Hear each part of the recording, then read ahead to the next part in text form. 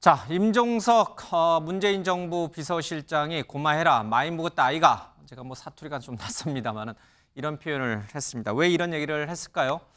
자, 문재인 정부 때 일했던 사람들이 윤석열 정부 들어서서 줄줄이 기소되거나 구속되고 하는 그런 순환을 당하고 있습니다. 들어보겠습니다.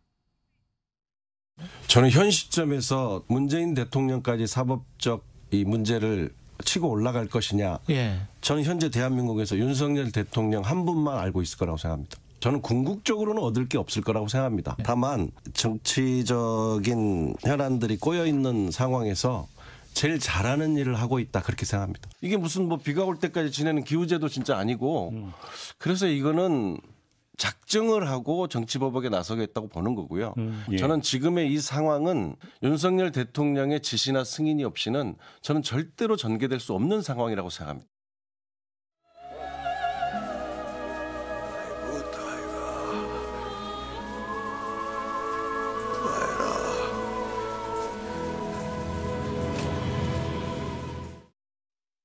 임종석 전 비서실장은 왜 많이 먹었다라는 표현을 썼을까? 얼마나 먹었길래 그런 표현을 썼을까요? 임종석 전 비서실장이 멸문저로라는, 그러니까 이제 가문의 대를 끊는 거죠.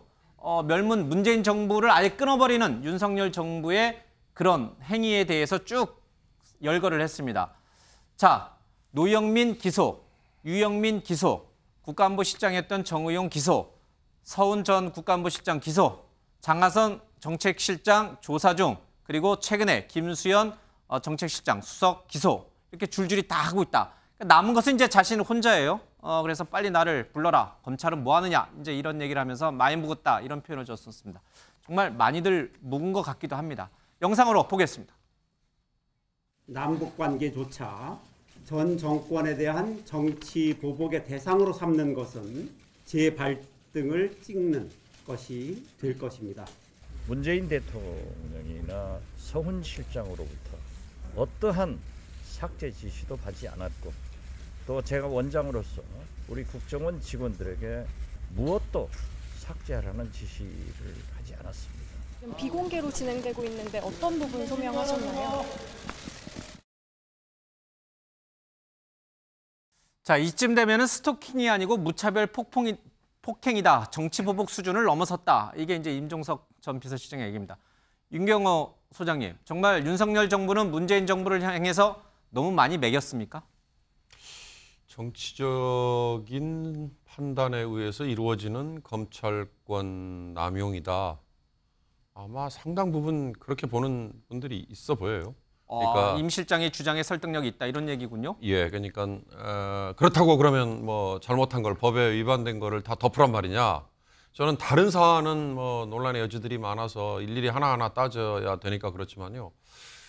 그러니까 탈북어민 강제 북송.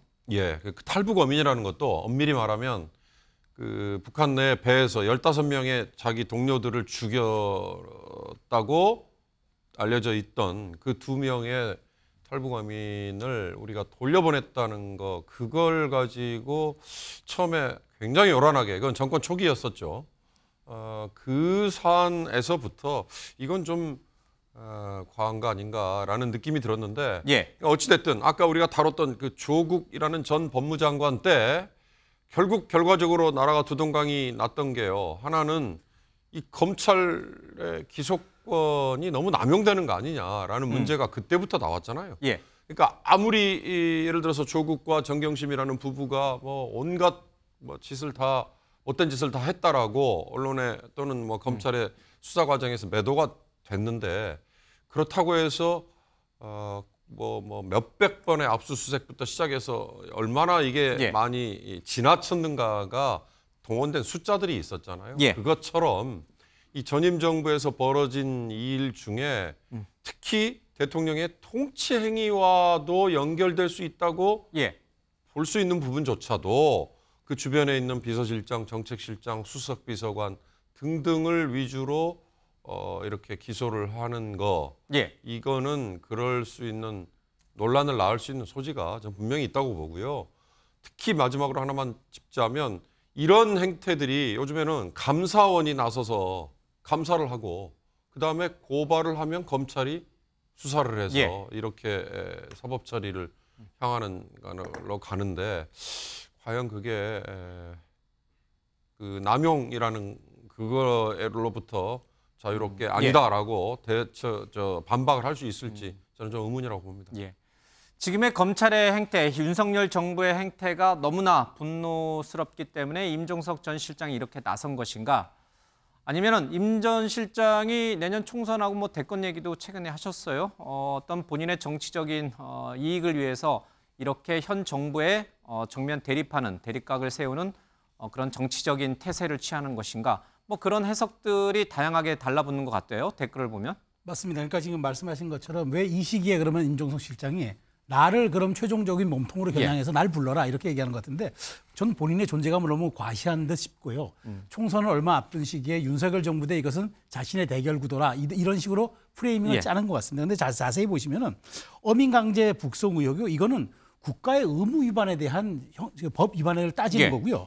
문정부 블랙리스트 의혹은 이건 직권남용 부분을 들여다보는 겁니다. 있었는지. 그다음에 월성 원전 조기 폐쇄 의혹은 에너지 정책을 국가의 에너지 정책을 말하자면 편의적으로 해석했느냐. 이걸 또 들여다보는 거고 청와대 울산시장 선거개입 의혹이 민주주의를 가장 기본인 선거법을 형해화시켰느냐. 이걸 보는 건데 어떻게 이게 말하자면은 문정부가 말하자면 스토킹이고 이게 무차별 폭행을 하는 것처럼 얘기를 할 수 있겠습니까? 저는 이 점은 지금 제가 보기에 특강을 통해서 임 실장이 총선에 대해서 자기 역할과 그다음에 윤석열 정부 대 문재인 정부를 국민 여러분이 다시 한번 재평가해달라는 말하자면 대선 2차전으로 끌고 가기 위한 저는 정확한 프레이밍 작업의 일환이다 이렇게 생각이 들겠습니다.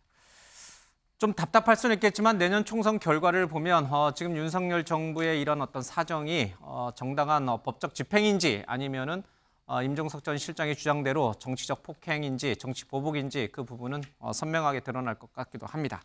자, 다음 이슈로 가보겠습니다.